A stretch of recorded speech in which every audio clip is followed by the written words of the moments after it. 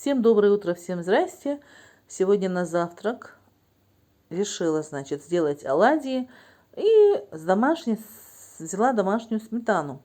Ребята, вот что значит иметь корову. Это и сметана, и творожок, и сыворотка, и все свое. То есть корова накормит и вас, и себя, и всех, что называется.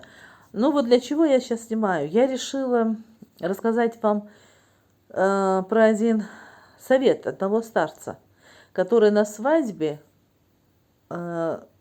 советовал молодым ребятам жениться на девушке в теле, то есть на полненькой девушке.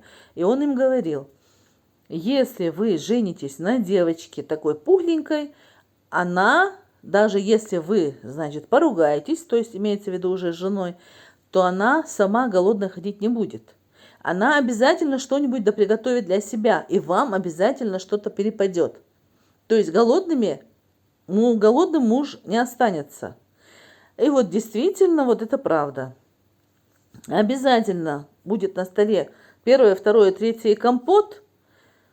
И обязательно, конечно же, и муж будет сытым. Вот понимаете? Вот в чем мудрость. Старцы плохого не пожелают. Это уже люди, прожившие жизнь. Вот понимаете? И вот я вам передаю этот совет. Будете жениться, молодые ребята, красавцы такие, берите в жены девушек, красавиц таких в теле пухленьких. Обязательно у вас на столе будет несколько блюд разом и обязательно компот.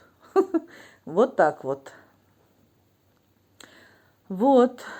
Всем удачи, всем добра, всем пока.